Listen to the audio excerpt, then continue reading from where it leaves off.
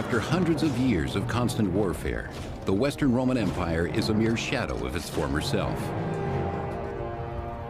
The empire was into full-blown crisis. There was increasing pressure from barbarians outside the empire who wanted to come into the empire.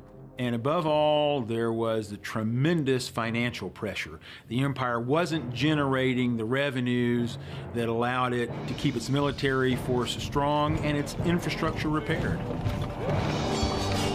Without a well-armed military, Rome is powerless against one of the largest barbarian forces the empire has ever seen, the Huns, led by their ferocious leader, Attila. 5th century chronicler Callinicus recounts their savagery. The barbarian Huns became so great that more than 100 cities were captured, and there were so many murders and bloodlettings that the dead could not be counted. The Huns, a nomadic tribe from the east, lay waste to what little is left of the empire. The fact is that there is no state in the West. The West has dissolved. The West has fallen apart. There are so many different entities, so many different armies, so many different powers that are vying for control, that there's no control. Though the eastern capital of Constantinople is able to survive the Hunnic invasions, the weaker Western Empire feels the brunt of their expansion and is forced to cede the Roman region of Pannonia to Attila the Hun.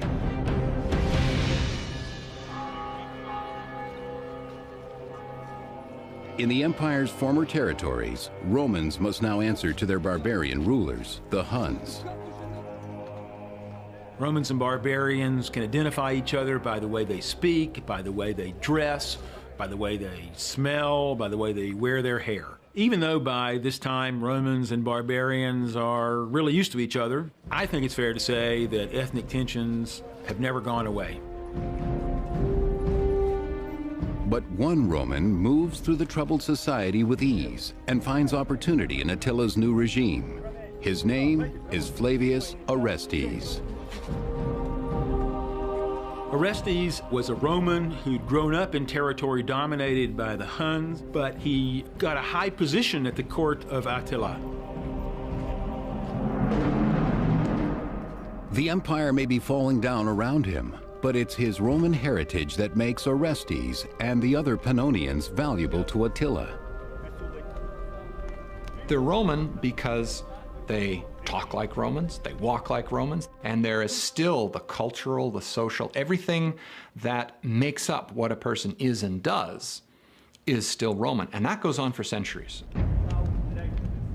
Able to read and write, the cultured Orestes stands out among Attila's many barbarian allies.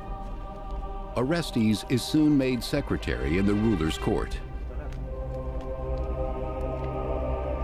Orestes got to see how Attila had a real political vision, trying to merge the Huns with the Romans through marriage and political alliance to come up with a new empire there in the north.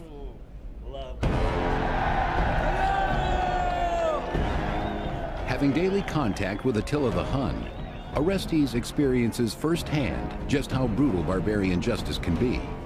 His Roman sensibilities are easily offended. I think it is fair to say that there's what we would call ethnic tension between barbarians and Romans. They faced a problem similar to the problem that we face today. These different peoples from different cultures need to work together in important ways. They want to become like each other, but there's tension between them. Though Orestes is repulsed by the barbarians' blood sacrifice of their enemies, in Attila's power, Orestes finds the ambition for something more. Orestes, when he served in the court of Attila, was able to see how this leader was organizing a nation out of nothing. And I think Orestes, above all, would have learned that there was a real possibility of seeing a new kind of Roman world, one led by a king that melded barbarian and Roman strengths to restore the glory of Rome the way it had been at the time of the founders, the kings. Orestes may be ruled by barbarians, but he will always be Roman and always think of himself and his people as superior. He longs to return the once great empire to its Roman roots. In 453 AD, Attila's reign comes to an unexpected end on his wedding night, soon bringing about the collapse of the mighty Huns and their barbarian allies. His bride finds him dead of a broken blood vessel, and terrified of being accused of killing him, spends the entire night next to the corpse. 6th century historian Jordanes. He fell, not by wound or by foe nor by treachery, but happy in his joy and without pain.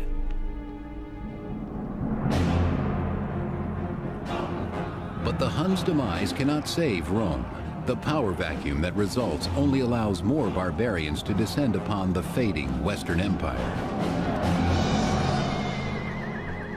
In the following years, Rome's cities fall into disrepair. Hunger prevails, and beggars fill the streets. Orestes wanders, no longer a man of influence. He seeks his fortune in a land struggling to survive. The infrastructure seems to have crumbled in some cases fairly quickly. It varied from one region to another. Aqueducts, it's true, sort of perhaps fall into disrepair, and the quality of pottery, perhaps in some places, diminishes. It's all getting a bit more hectic. The street plans begin to change. The regular features break down. It is a time of diminished hope and starving children. The details of Orestes' travels are lost to us, but as a true Roman, he refuses to believe that the empire is beyond saving, that the humanity and civilization at its core cannot be brought back. He sets his sights on one day making his way to the city of Rome. The fact is that Rome fell physically far earlier than it fell psychologically. The idea that Rome could fall was difficult for many to accept, and many didn't accept it. They believed as long as there was an emperor on the throne, there was a Rome. As long as there were walls around the city, there was a Rome. As long as there was somebody who believed a Rome existed, the empire in fact existed. In the mid-5th century, after years of constant pressure from barbarian attacks, Rome is forced into a treaty with a powerful tribe called the Burgundians, granting them valuable Roman land in exchange for military service. Originally from Scandinavia, like many Germanic barbarians, the Burgundians are allowed to settle in southern Gaul. These territories on the periphery of Italy are the first to go. It's just very slowly, little bits and pieces are given away. In a way, it's kind of like if you think about your body. If you're out in the cold, your body is programmed to make sure that your brain and your sort of heart and whatever survive no matter what. So your fingers go first, your toes, your feet, your hands, and it's very much like the Roman Empire. In return for these land grants, the Burgundians must supply the empire with mercenary soldiers. But this treaty only furthers Rome's plight. When they give land to the barbarians, since land is a great source, perhaps the principal source of revenue, the more land they give away, the less money they have coming in. The less money they have coming in, the more land they have to give away in order to keep barbarian support, to keep the army strong. So it really is a vicious spiral that leads more and more to a financial crisis. The Burgundians' leader, Gundobad, is the son of a mighty chieftain. But as the empire grows weaker and more desperate for his tribe's many mercenaries, he is a powerful force in Rome as well.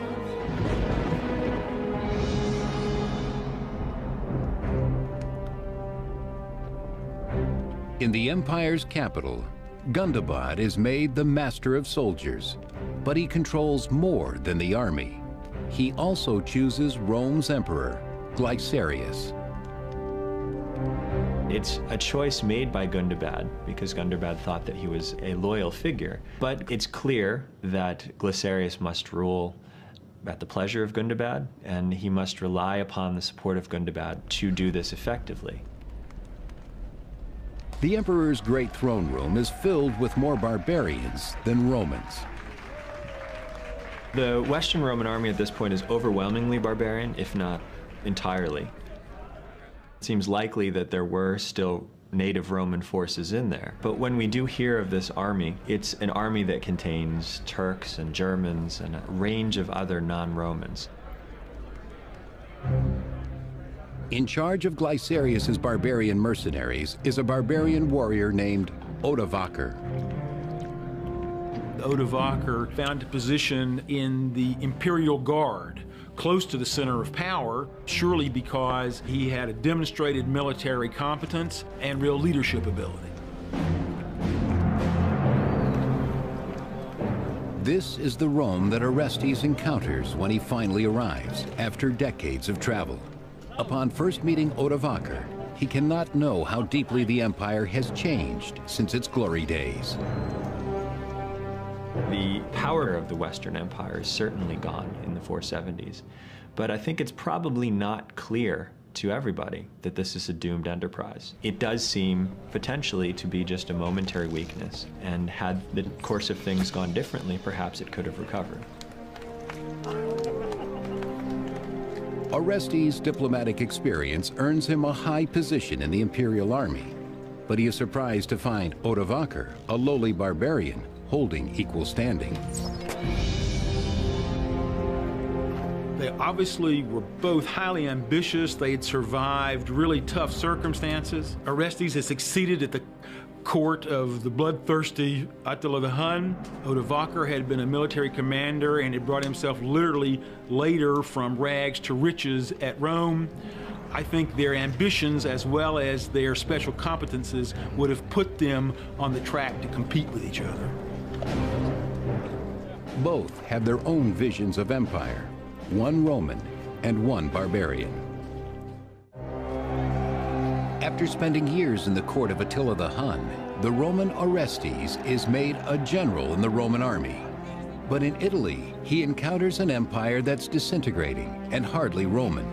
Its power resides not in its emperor Glycerius, but in the barbarian generals Odovaker and the Burgundian chieftain Gundobad.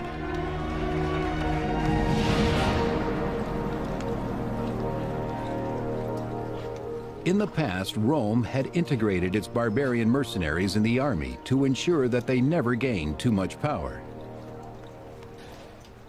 But what happens in the 5th century is that they stay as Germanic groups. They get to keep their own clothing, their own food, their own culture, their own administrative structure, their political structure, their military structure, and it's bizarre, but they aren't Romanized. And now, Gundobad's warriors hold the same rank as their Roman peers and Emperor Glycerius's Roman army. The army at Glycerius's disposal, or rather, basically that Gundobad has at his disposal, will be a mixed formation, no doubt comprising some Burgundians, but many other various groups as well, that together form, as it were, the army in Italy. In the case of the Roman army, there seems to have definitely been tensions at times between barbarians who were serving and Romans who were serving, Romans who felt that because it was the Roman army that their leadership capabilities should be recognized, whereas barbarians should be disqualified because they were barbarians.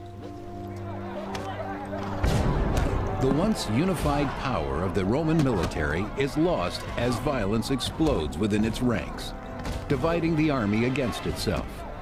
General Orestes, once so skilled at diplomacy, soon finds that even he is powerless against it.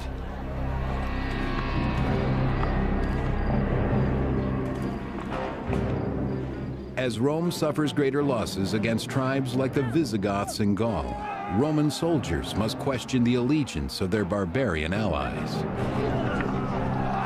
I think everybody had their own interests at this point. Things become somewhat fragmented and diffuse, so that what we're dealing with is a group of people whose interests are no longer united, even among the Romans themselves.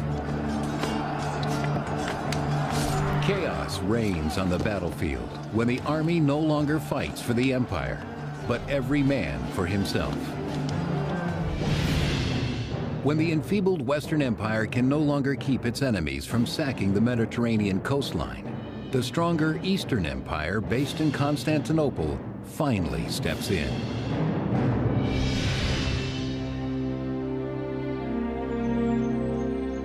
In the imperial palace, the aging Eastern Emperor Leo enjoys the security of his heavily fortified capital. The reality of the Roman Empire in the mid-5th century was that there was a distinct East and West. The reality was also that the East was prosperous, the West was not. Blaming Glycerius for Rome's failures, Leo hopes to extend his own reach by appointing a new Western emperor, Julius Nepos. The thinking about why Nepos was chosen to go to the west revolves around the position that Nepos had at court. He was a very well-placed person, related by marriage to the Emperor Leo. He was a figure who was suitable for leading an invasion to Italy.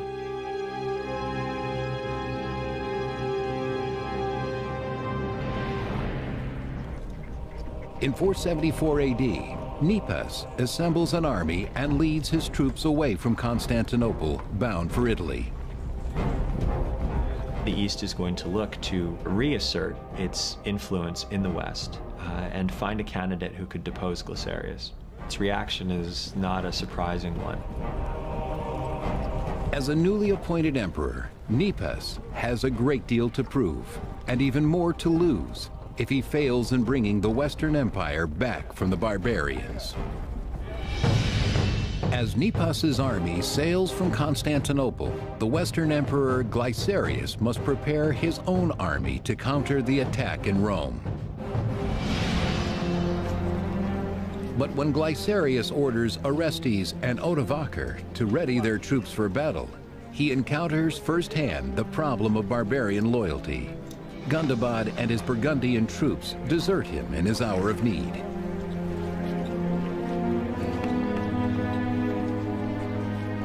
What happens is that Gundobad abandons his position to go back and become king of the Burgundians, which is clearly a lot more fun than being the generalissimo of Glycerius.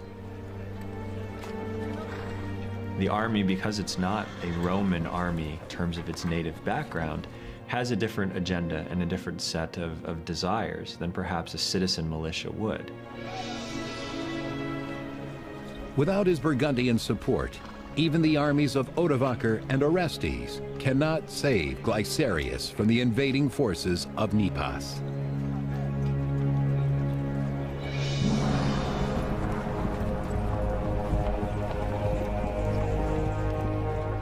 As Nepos draws near Rome, Glycerius and his commanders ride out, not for battle, but to plead for mercy. And so Glycerius found himself in a situation where he really couldn't expect military support either from hired barbarians or from his local troops. So when the Eastern Empire sent Nepos to take over, Glycerius made the only rational decision. He surrendered without a fight. Nepos, having come to Italy to violently unseat Glycerius, now spares the emperor's life. Nepos wanted the appearance of legitimacy, that he would become emperor with the backing of the Eastern Emperor and the approval and agreement of the Western Emperor, who would step down because he recognized that Nepos was the better man for the job. He orders Glycerius be made a bishop and sends him into exile far from Rome. In June 474 AD, when Nepos is crowned Western Emperor, he is lauded by Orestes and Odovaker. Being equally ambitious, both men transfer their loyalty to their new leader immediately. Orestes, being Roman, also has an idea that there is still a Rome. and he can still protect Rome. In the case of Odovacar, there seems to be a recognition that there is no more Rome. And so how it plays out is you've got two very capable men at the very moment in time when a decision is made whether Rome will cease to exist. Nepos promotes the Roman Orestes and the barbarian Odovacar to the highest posts in his court, giving them unmatched power in Rome. Elevating Orestes and Odovacar at the same time, giving them kind of equal power, at least equal recognition. He's kind of prepared his own demise. In both of these characters, he's elevated individuals who are of strong will and of great capabilities. But the court politics in Rome are quickly overshadowed by relentless Visigoth invasions against the last remaining Western Roman territory of Gaul.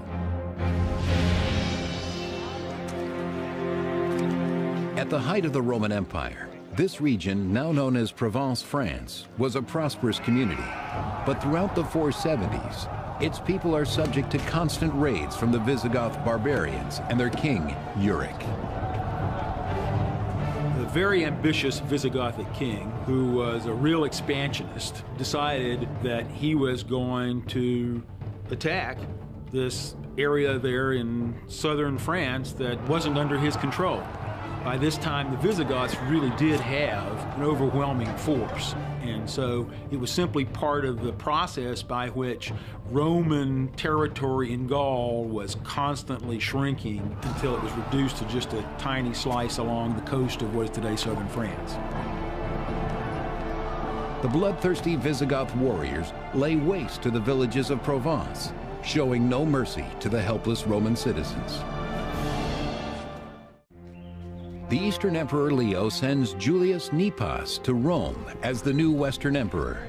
Nepos is counting on his two commanders, the barbarian Odovacar and the Roman Orestes.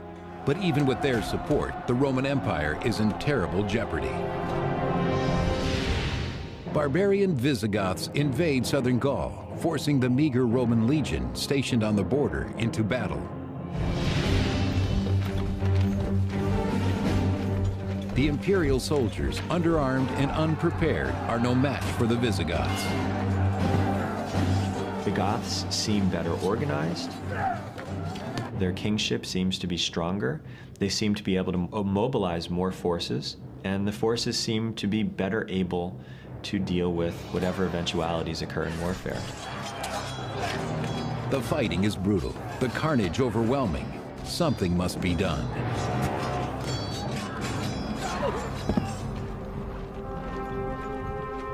Though the Roman commander Orestes is inexperienced in battle, Emperor Nepos sends him from Rome to Gaul with orders to drive the barbarians out. He's to be the new commander-in-chief in Gaul. Now, the thing is, you can ask yourself, is this such a great honor or such a great position to be given that there's very little that's left to be controlled in Gaul? It seems like an honor, but perhaps it was actually a way of sidelining him. We don't know.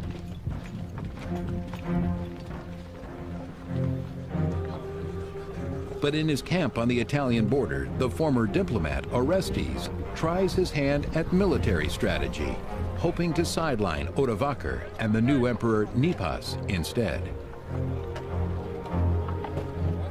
He offers a deal to his mostly barbarian soldiers. If they march with him against Emperor Nepos, he will grant them valuable land in Italy. We know that Orestes turned against Nepos, that instead of following the emperor's instructions, he decided to try to seize power for himself. Why did Orestes turn against Nepos? I think Orestes had a vision of restoring Rome. Abandoning Gaul to the Visigoths, Orestes leads his army from their camp in northern Italy back towards Rome. But when Emperor Nepos learns of the invasion, he flees to Ravenna.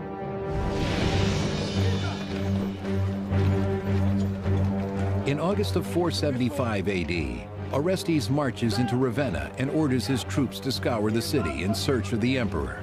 the barbarian soldiers go on a rampage, terrorizing the citizens and destroying property. I can only imagine that Orestes either thought that Nepos was selling out the Roman Empire to the barbarians, or that Orestes simply had this overwhelming ambition to capture the Roman Empire's leadership for himself. But even under the threat of death, no one reveals the emperor's hiding place. Emperor Nepos is forced to secretly escape the city, according to 6th century historian Jordanes. Nepos fled to Dalmatia, and, deprived of his power, he languished there as a private citizen, in the same city where the exiled Emperor Glycerius recently became bishop. Soon, Nepos is on his way out. He's exiled and will continue to be exiled, calling himself emperor until 480. And in fact, some historians give him sympathy as the last Roman emperor, but he's long since ceased to exist as an emperor. With Nepos gone and the barbarian soldiers under his thumb, Orestes believes he can restore order to an empire engulfed in anarchy.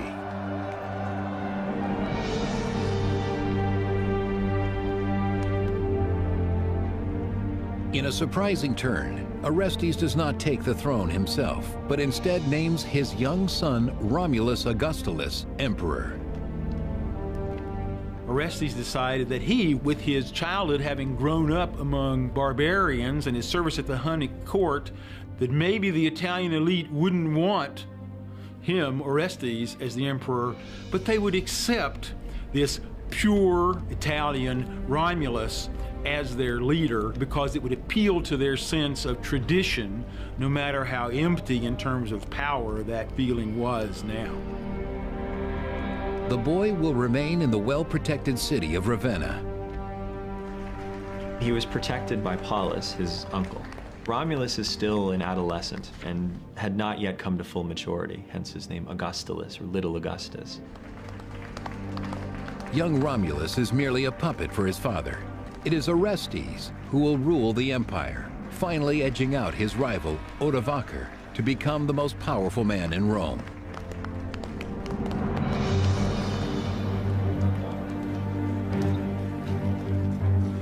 Swollen with pride, Orestes ignores his debt to the barbarian soldiers. But after holding up their end of the deal, helping Orestes unseat Nepos, they demand their payment of land. These guys want to get settled on Italy, on Italian territory, on the land of Italian senators. And Orestes is enough of a Roman to know that this isn't going to fly. And so he says no. Orestes couldn't pay the soldiers. For the soldiers, the purpose of having an emperor was to pay them.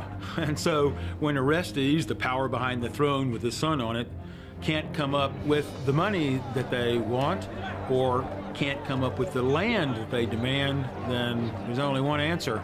Get rid of that emperor and get somebody else who can get us what we want. With the help of his guards, Orestes is able to flee the chaos, but he underestimates the power of the barbarian army, now bent on revenge. After years of competing for power with his barbarian co-commander Odovaker, the Roman Orestes gains the advantage, crowning his own 12-year-old son as puppet emperor. But tensions rise as the barbarian army goes unpaid.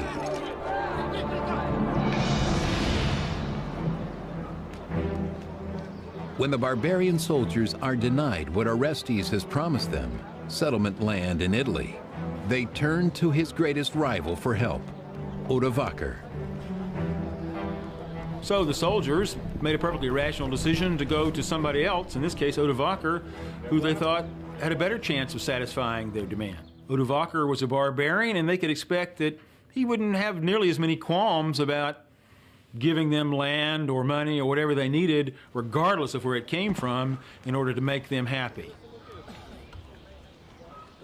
The soldiers make Odovaker an offer he can't refuse. So they turn to him and they say, well, if you can get us this land, we'll make you king. How does that sound? Oh, that sounds all right. So off they go, and he seems to be the leader of the sort of ragtag bag of Germanic peoples in this supposedly Roman army. Together they set out to bring down all Roman power in the empire. Odovaker will now taste the revenge he seeks against Orestes, who dared to usurp his power in Rome.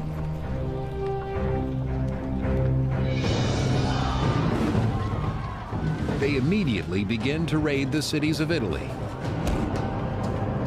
The narration that we have of this talks about days and days of plundering, the wealthy being stripped of all of their money. After risking their lives for the sake of an empire they can't even call their own, the barbarian soldiers feel the time has come for Rome to pay in blood what they cannot pay in money and land.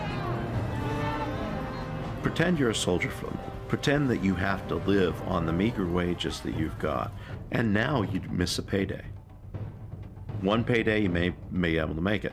2, 3, 4 paydays in a row, you're starving. Are you going to have much allegiance to the army that has left you starved? Now answering to no one, Odovaker relishes the opportunity to finally assert his dominance over Italy and Orestes. What we're talking about in 476 is not a war per se. There's no great battles, there's no sieges. You've got starving soldiers seeking to survive.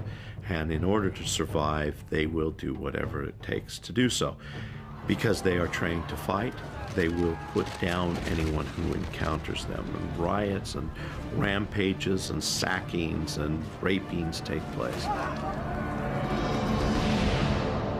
With Odovaker closing in, Orestes leaves his son, the young emperor Romulus, in Ravenna under the care of the boy's uncle Paulus, while Orestes escapes to Ticinium in northern Italy. Orestes is forced to seek refuge from Odoacer and his troops in Ticinium, which is modern Pavia. We're told by a text that the bishop of Pavia gives Orestes sanctuary in the city. But even the house of God cannot protect him from the barbarian forces. Orestes is forced to flee as Odovaker and his men ravage the church, desperate to root him out. The bishop had his collection of alms stolen. All of the money he'd collected to help the poor was stolen by Odoacer's forces. They also burned buildings, including the church. As the church goes up in flames, so do Orestes' visions of the empire's rebirth. Odovaker does not care about the perpetuation of Rome. In fact, it's a realization to him very early on that Rome no longer exists. But what role does he play? What power can he hold?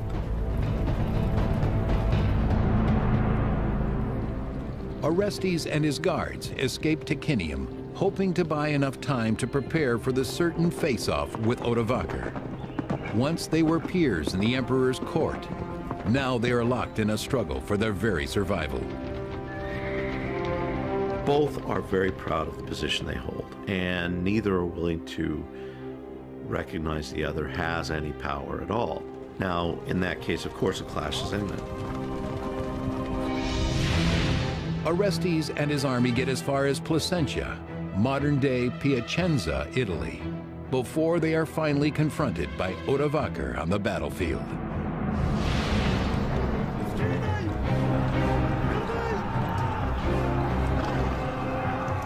The inexperienced Orestes has little chance against the savagery of Odovaker's barbarian troops.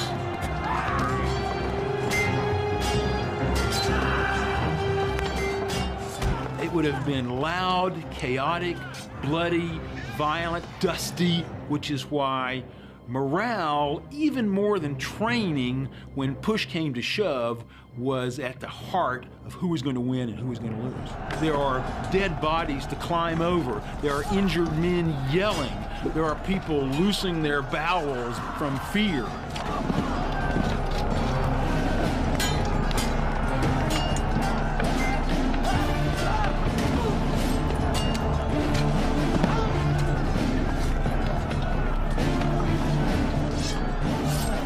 There was something still symbolic about the empire, as if the last few gasps of imperial power could be hung on to by someone who felt that the empire could be restored by them. They thought the empire was still existent, or that they could save the empire. We know as historians now that they cannot. No matter how foolish, Orestes refuses to admit defeat. When the Roman general Orestes breaks his promise of land to his barbarian troops, they launch a full-scale revolt led by Orestes' rival, the barbarian general Odovaker. Now fighting on a battlefield near Placentia, Italy, the two adversaries vie for supremacy, just as they once did in the emperor's throne room in Rome.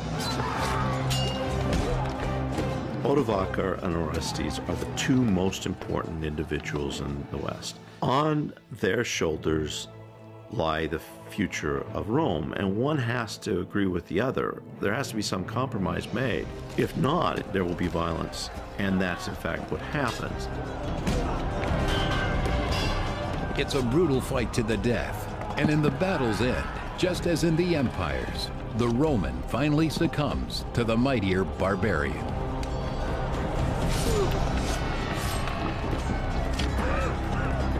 We don't know exactly what happened when Odovaker caught up with Orestes, but my suspicion is that it was a quick and brutal end. There was not going to be any elaborate ceremony. There was not going to be any elaborate funeral. Orestes was to disappear. I'm sure his execution was swift, silent, and total. Victorious, Odovaker and his troops marched to Ravenna to address the only unfinished business left, the young son of Orestes, the last Western Roman emperor. The 12-year-old emperor, Romulus Augustulus, and his uncle Paulus are unaware of Orestes' death and unprepared for the murderous assault of Odovaker's men. When Odoacer comes to Ravenna, Romulus is not able to put up much of a fight, but Paulus, who is charged with protecting Romulus, manages to do this and tries to protect his nephew. Odoacer's forces then kill Paulus and move against the boy emperor, Romulus Augustulus.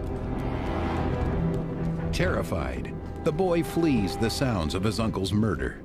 The last Roman emperor, trapped like a bewildered animal, cannot hide from the barbarian's blade. There is no escape.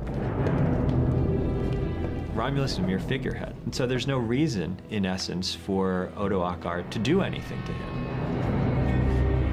But the ruthless warrior makes a surprising choice. He spares the boy's life, sending him into exile. By saving his life, Odoacer can show his clemency and can show to the Romans that he can behave in the way that a just sovereign ought to behave. In the summer of 476 AD, Odovaker becomes Italy's first barbarian ruler. Odoacer is now king. Now, he's not king of Italy, he's not king of the Roman Empire, he's just king of these guys. This little motley band, whatever it was, making up the Roman army at this point. Odovaker is king, not emperor, because the Roman Empire is officially dead, just over 500 years after its birth in 27 BC. It really is the end of a Roman emperor in the West. Now there's going to be a king in the West. There's still a Roman emperor in the East, but the East has no effective control over the West. In a real political sense, things have changed fundamentally.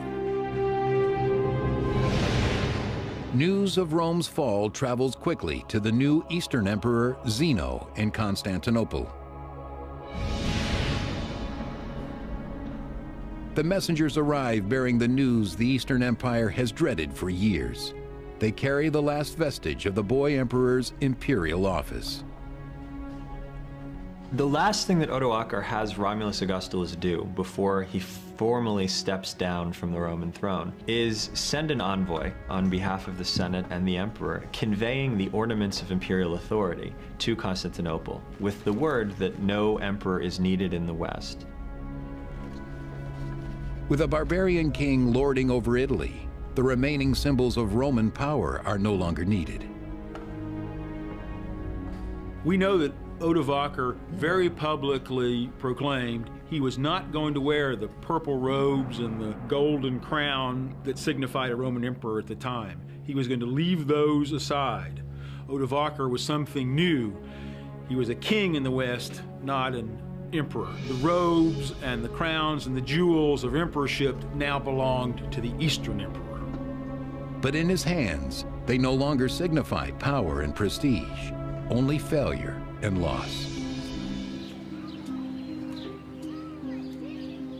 Back in Italy, the families of the barbarian soldiers are now finally granted the land they fought for. The West now lies completely in their hands. It's clear Odoacer did uphold what he had agreed to his soldiers. He kept his promise, he gave them what was due to them, and was a man of his word to those supporting him. For the empire, invasions of women, children, and homesteads proved more powerful than those of warriors and siege machines. Rome became strong in the beginning because it took in outsiders. That is to say, it encouraged immigration. But in the end, when the barbarians came in numbers and wanted to be part of the Roman Empire, for complicated reasons, the Romans were unable to take them in the way that they had done before. This failure to make immigration a positive source of strength really was one of the principal reasons for the undoing of the Roman Empire.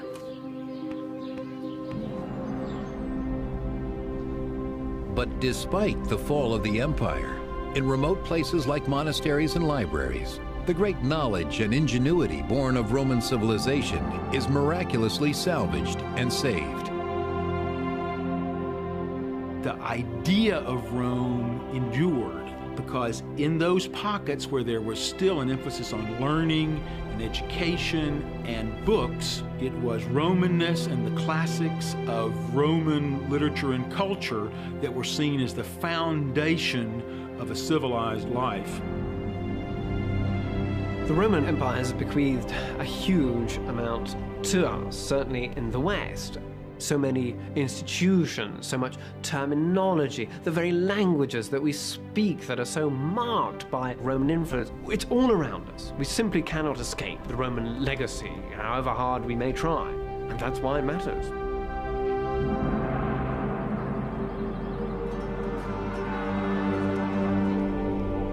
From democracy to empire to its fall, Rome has inspired the Western world as we know it. Its civilization survived centuries of war, persecution, corruption, and plague, only to die quietly, slowly, at the hands of one barbarian soldier. There is a romanticism to caring about the fall of Rome, caring about the Roman Empire as a whole. I mean, it certainly was a very important part of the formation of the modern world. But let's face it, it has been around for 1,500 years. Why should we care any longer? And I think the answer is very simple on that. We should care because in Rome lay all of the wonderful aspects of humanity and all of the terrible aspects of humanity. And if we study those, we understand them. Perhaps we can repeat the good ones and not repeat the bad.